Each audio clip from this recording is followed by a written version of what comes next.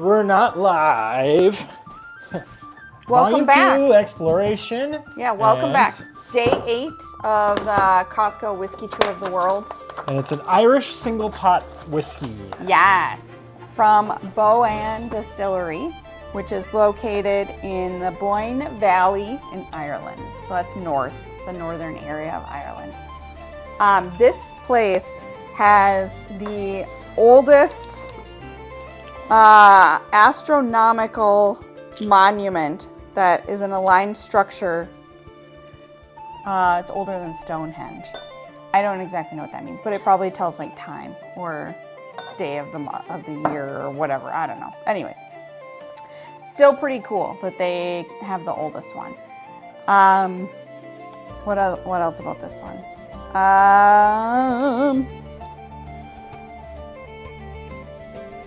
It's a traditional triple distilled Irish whiskey. The fun thing about this one is that not only is it held in ex-bourbon casks, but it is also held in ex-Madeira casks. And they provide the mash bill. Oh, sorry, the ex-bourbon casks are provided by the Brown-Forman Company. Oh.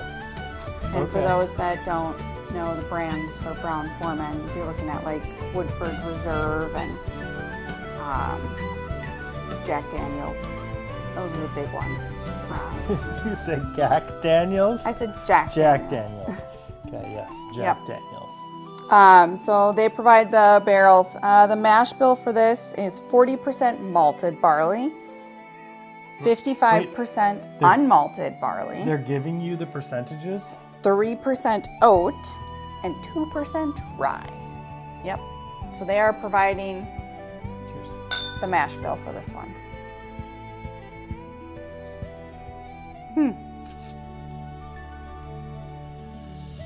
It does not have as strong of a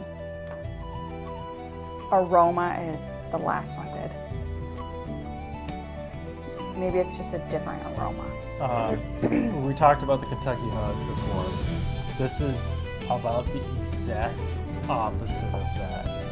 This is dangerously soft. Dangerously can't taste the alcohol in it. And it has rye in it too. You would think that some of the 2%. rye, the Orange Cat has to talk about the Irish whiskey. Sure. I thought maybe he would like to be a part of it, but turns out He does not want to be any parts of this at all, and he's going to freak out when I pick him up. you want to say something? Okay, bye-bye. I was just completely derailed in my thought process. You were talking about the bourbon barrels being from the Brown family. Brown-Forman family. Yeah, no, so I was moving on from that. So this is moved into Madeira casks afterwards.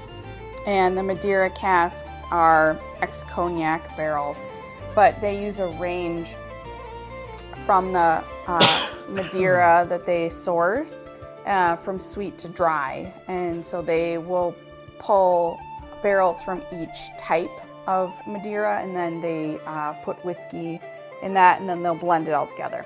So that could account for why this has a smooth flavor at the end, because if they use like 2 or 3 Madeira casks that are sweet, it would kind of round out some of those wood tannins a bit. Also, I mean, it is triple distilled, so that helps make it a little smoother overall. I don't mind this one. I think overall the flavor of it is sweet, but I think that I like that I can taste the cereal grains on this one.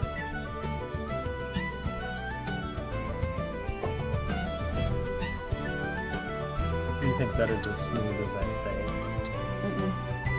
I think that it definitely has the bitterness, because I can feel it along this part of my jaw on the inside. It like prickles, and then it It's very short, but then it goes away, and then it's like sugar. But it doesn't burn going down. It's just on your gums. On my mouth, so like it hits the sides of my tongue and like on my gums on the back by my molars. It kind of tingles a little bit. So do we want to talk about flavor profile, or do we just want to run right to the descriptors? I mean, you're looking at them, so I feel like You can go right to the descriptors. I don't care. okay. So on the nose, we should get aromas of apple and peaches, followed by honey notes, toasted oak spice, and a touch of floral fragrance.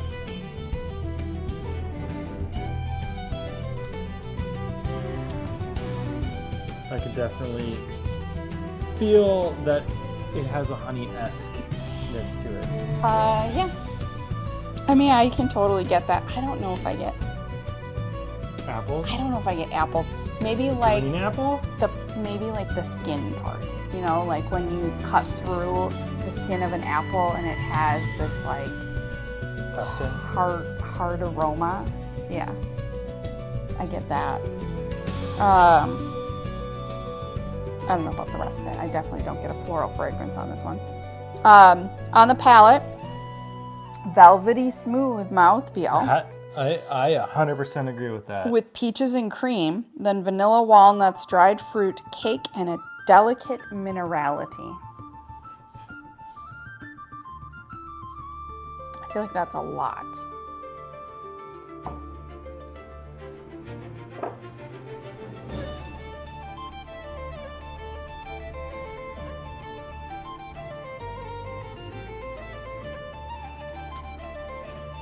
Now that I said it out loud, I get the fruitiness and I get the creaminess of it.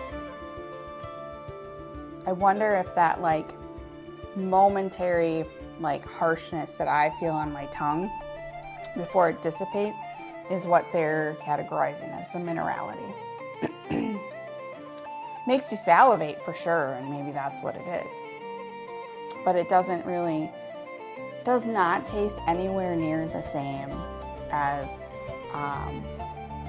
the scotch that we had a few videos ago, where you could like taste the salinity on it.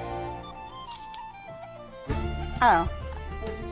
I still think it tastes good. Finish is long and crisp finish with fresh lemon, oil, and a lingering savory spice. Do you get lemon oil? No, I get like oil viscosity flavors. Oh, like something that's heavy.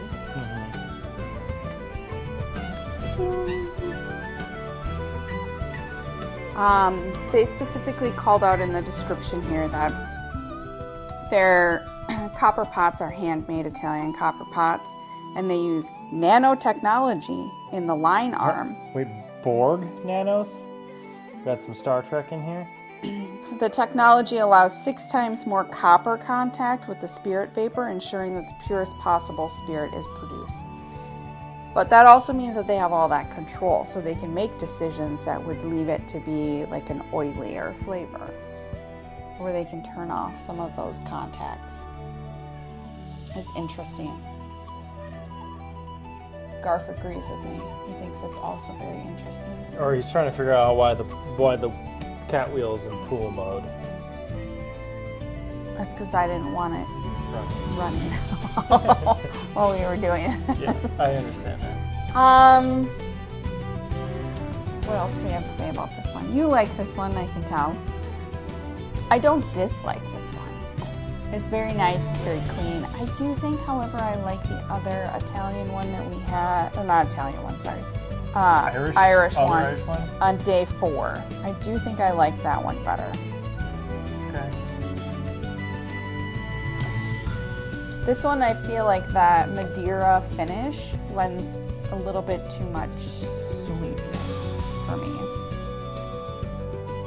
It's not bad, but you gotta like those cask finish. And I know I keep saying to everybody that I don't mind them, but it probably is starting to become a trend that I also don't particularly like them as much as the other ones that don't have it. So on the bottle that we see in the booklet, it has a pattern on the glass, and on this label, they tried to replicate that same pattern. It appears in letterpress or whatever they did to make it do that.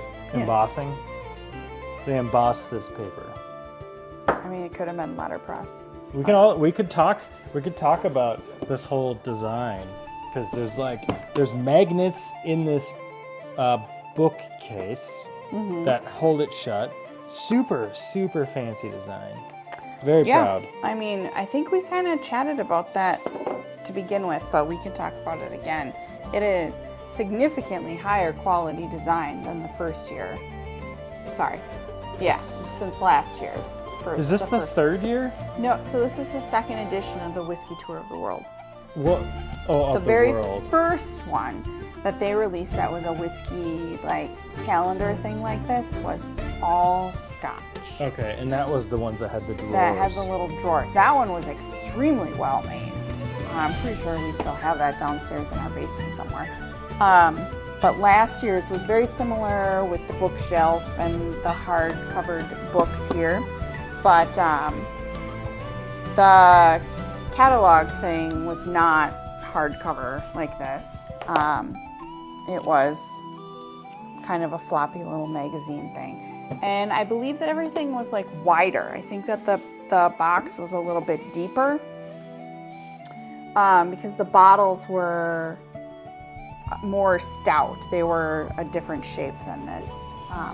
Okay. But yeah, I mean, overall, the packaging for this is exceptional. Yeah, it's super cool. There was some time and effort put into creating this, for sure. Do you have anything else to say about our Irish whiskey today? I don't at this moment. It's something that if I saw at a restaurant, I might be like, that's a good bottle of Irish whiskey. Let's get a single pour of that. Yeah. Why not, right? Yeah. All right. Bye.